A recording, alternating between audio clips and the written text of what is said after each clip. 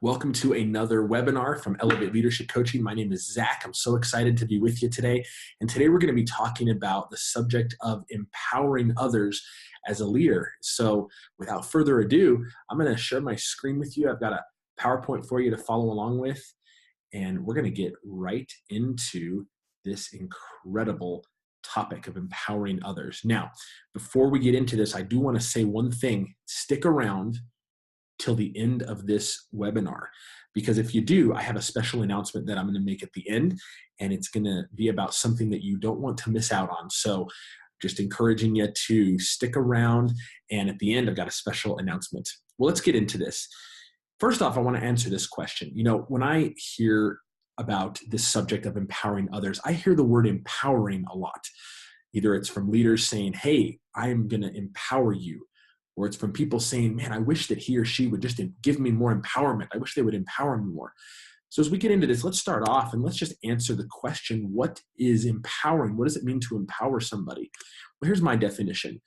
Empowering is giving someone the authority and support to carry out a task, vision, or a responsibility. And in my experience, when it comes to empowering, I feel like empowering is typically done by someone in a higher position or authority to someone in a lower position of authority. So when I've been empowered by somebody, it's usually somebody who is above me in the chain of command.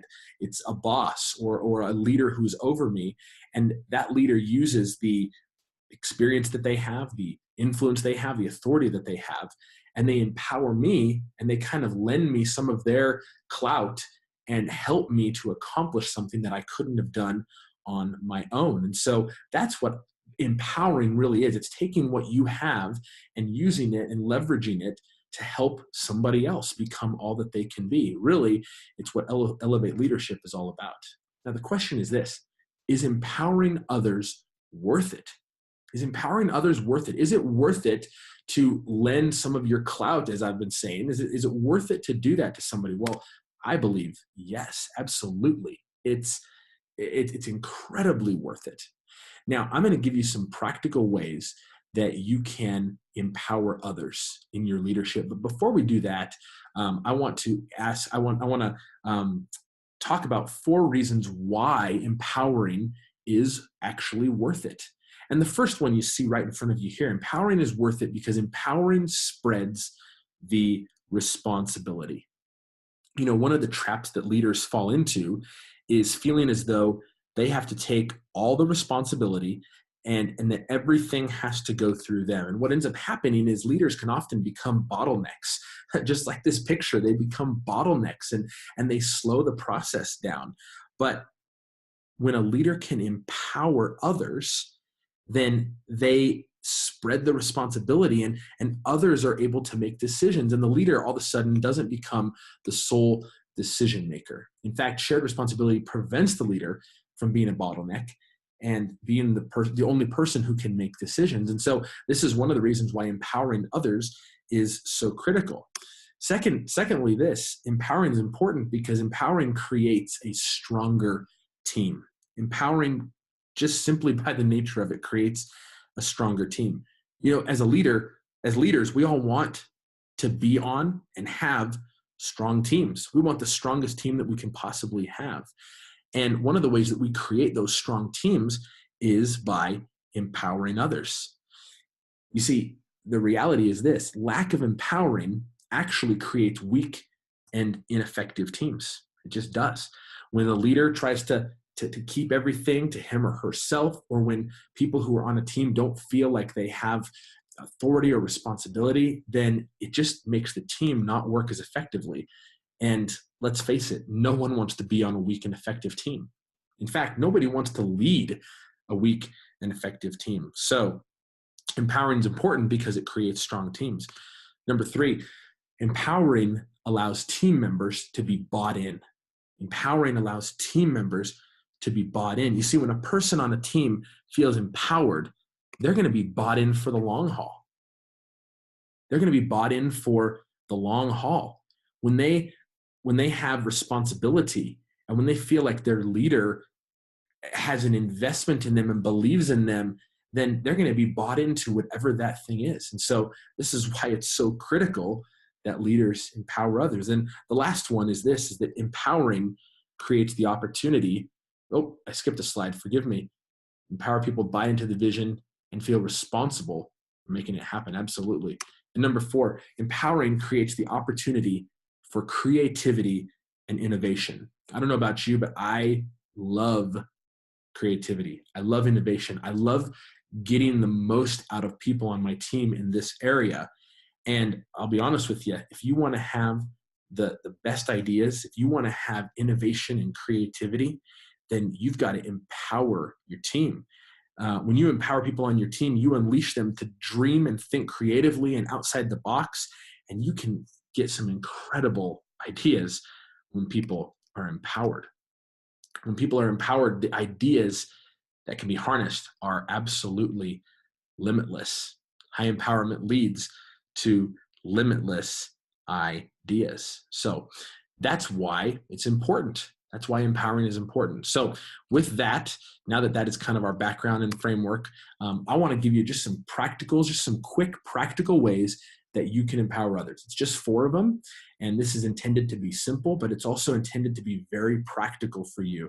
And so my hope is that you as a leader, as you look through these 4 practical ways, that you put a few of these into practice. Maybe you can even put all 4 into practice, but at least a couple of them. They're not hard. They just take being intentional. So let's be intentional as leaders about empowering others. So number 1, the first way that you empower others is that you give away real responsibility. And that real could be in all caps and italicized and double underlined.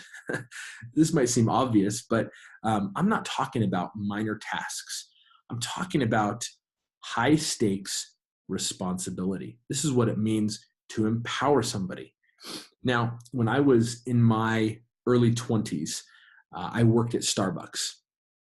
And my manager at the time was very much a leader who empowered.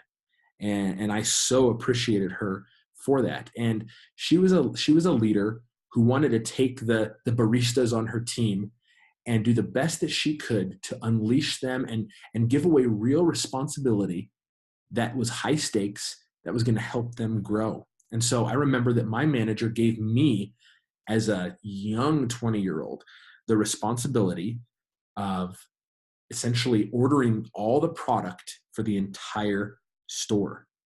Now, this was a huge responsibility.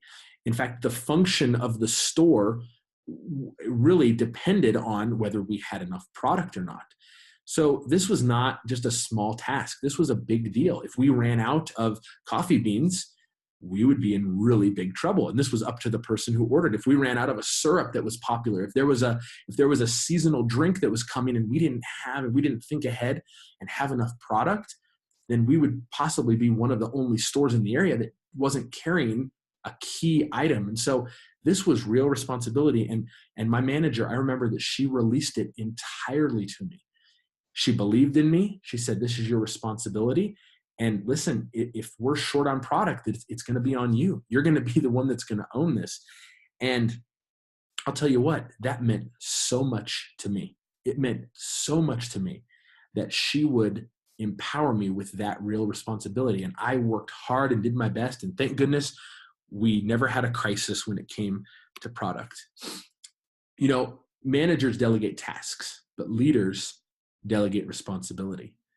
And even though I said just in my previous example about my manager at Starbucks, by title in the organization, she was a manager, but I'll tell you what, she was really a leader. And she didn't just give me tasks, she delegated big responsibility to me. And the reality is this: too often leaders delegate tasks without delegating real responsibility. And no one is empowered when they're given tasks. Empowering happens with responsibility. Second way that you can practically become a leader that empowers others is to do this: speak less and let your team be heard more. You know, too often leaders dominate conversation, or they insert their opinions too often or too soon in a discussion. But if you want to be a leader that empowers your team, one of the ways that you can do this is simply by talking less, simply by talking less and letting the ideas and letting the discussion come from others on your team. Have you ever been in a meeting before with a leader who doesn't allow conversation to happen? Or have you ever been in a meeting where the leader just wants to have all the ideas and kind of has a monopoly on that? Well, everybody in the room feels unempowered and they stop talking and they stop creating.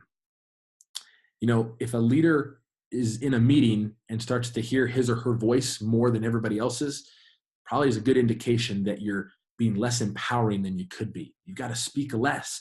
Let your team be heard more. Speaking less, it does take some effort, especially if this is an area that you struggle in. So speaking less requires a couple things. It requires listening. Listen more. Listen more. It requires listening to the team. Too often we're too quick to want to have an answer or to almost think past what somebody's saying. But speaking less requires us to listen more. It requires us to ask more questions. How about the next time that you're leading a meeting or you're with your team, instead of giving answers, ask more questions. Ask more questions. And don't give a response. Don't give an answer. Just ask a lot of things. And then speaking less requires holding opinions. Now, I put in at times in parentheses there, I'm not saying that as a leader you should never have an opinion or you should never have a thought. That would certainly be silly.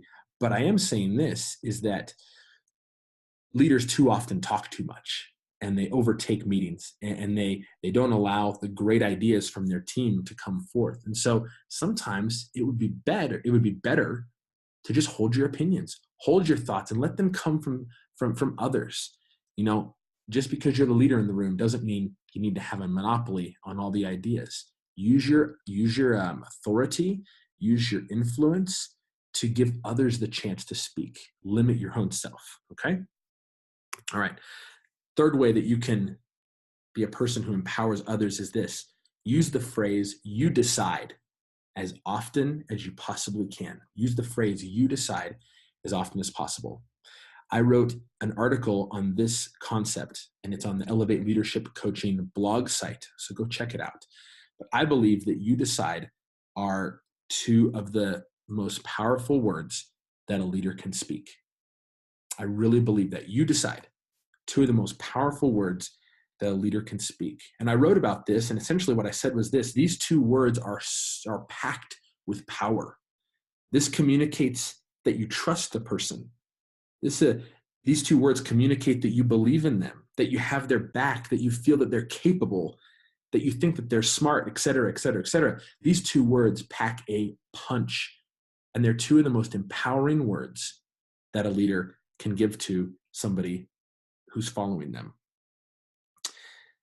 I can't think of a better way to make your team feel more empowered than to say these words.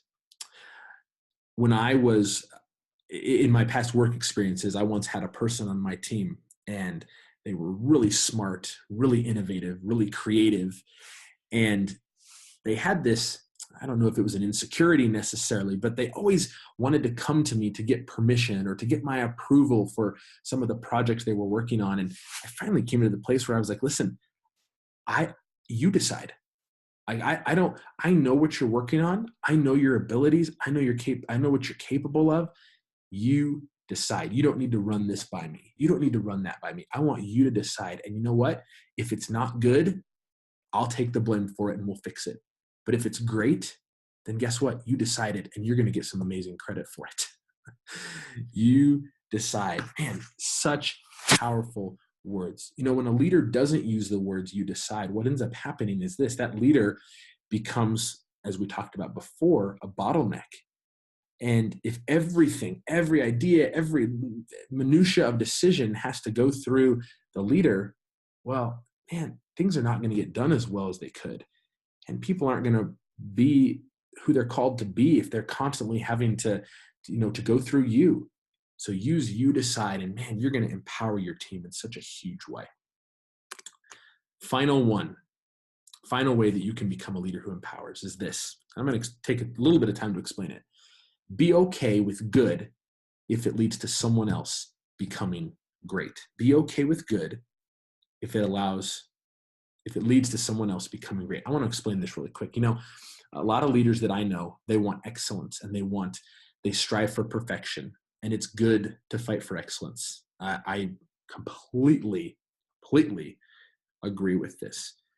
But sometimes leaders can be so focused on perfection and so focused on excellence, and they want to make things so perfect that they leave people out in the process and they hinder people from opportunities.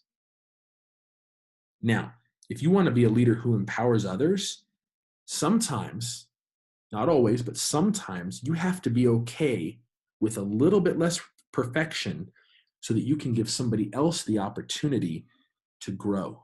Now, here's an example of this just from my personal life. When I was a teenager, I played drums. And I started when I was 13, and I was so excited about drums, and I wanted to play all the time, and I practiced. But as I look back, I wasn't the best drummer. I practiced a ton, but I didn't have a whole lot of experience playing with other people, and that's a big deal. Now, my dream was to play drums at my church. That was my dream. I wanted to play on the worship team and the worship band at my church, but I just wasn't quite there yet because I didn't have the experience of playing with other people. Well, it was summer, and I think I was about 18 years old. It's probably my senior year or so. And I remember that the worship leader came up to me and said, "Hey, Zach, we're gonna give you a chance to play on a Wednesday night coming up." And this worship pastor gave me the opportunity to play drums. Now, listen, I'll be honest with you. I was not the best drummer at the time. I wasn't even all that good. And putting me on the drums was going to compromise the excellence of the music. It really was. It was going to compromise the excellence of the team. But what this worship leader did for me is he was okay with having the excellence be compromised just a little bit so that it could help me become better. And you know what? I got more experience, and I kept practicing. And pretty soon I was playing on the worship team on a regular basis. But it all started because this leader was willing to take a chance on me. He was willing to step down a little bit from perfection to give me an opportunity. Now, this doesn't mean that you compromise to the extent of, producing a terrible product or, allowing something out there that's just completely not quality at all. That's not what I'm saying. But what I'm saying is this, is that sometimes in order to give other people the opportunity to be great and excellent, we've got to be willing to let them try and let them even make a mistake and fail if it comes to that. As I said in this quote, sometimes a leader needs to be okay with good over perfection in order to give someone else an opportunity to grow. So that's what it means to be a leader who empowers others. So with that, I hope that helped you. I know it was a quick webinar, but these aren't intended to be agonizingly long. They're very practical, and some of this stuff's not that it's hard. It's simple concepts. It just takes some intentionality and application. So man, I hope that you, after watching this, that you will be a leader who empowers more, and that you would take some of those practices and that you would adopt them into your leadership style, and that those who are around you will be elevated, that you truly would be an elevate leader. Well, I got a special announcement for you. Very excited. Thanks for sticking around to the end. Good for you. You're going to get the bonus here. So special announcement. Very shortly, I'm going to be releasing the very first ebook from Elevate Leadership Coaching. It's called The Enemies of Influence: 4 Leadership Myths That People Buy Into. It's an ebook, and we're giving it away absolutely free. Absolutely free. And I'm so excited to get it out there. So if you would like access to this, if you'd like a copy of this, it's really simple. All you have to do is you have to subscribe to Elevate Leadership Coaching. So if you go to the website and you click on subscribe, then you will be one of the first people to receive this ebook when it becomes available. And we are so excited about this. I'm going to go back. I'm going to go back here to this slide. What I've discovered is that, and I'm sure that there's more, so I'm not saying these are the only 4, but I believe that there's some myths that people buy into when it comes to leadership. And these myths actually can become self-fulfilling prophecies for leaders, and it actually deters them from being the excellent leader that they're called to be. And a lot of these things are just lies that we get stuck in our head and we believe them, and it impacts us. But my goal with this ebook is to kind of expose those things and help you to think differently. So I really want to get this book out to you. I really, really do. So please make sure, again, that you subscribe if you're not already subscribed. If you're already a subscriber, thank you so much. You will receive a copy of this when it's released. But if you're not a subscriber yet, please subscribe, and we will get that over to you. Thanks so very much for taking time to be on this webinar. Again, Elevate Leadership Coaching, we want to help you win in your life and leadership. And our goal, simply, we just want to provide relevant and practical resources to help you become the leader that everybody wants to follow and loves to follow. So hopefully this was helpful to you. We will see you again. And for all the current resources that we have, visit us again at elevateleadershipcoaching.org. We'll talk to you next time.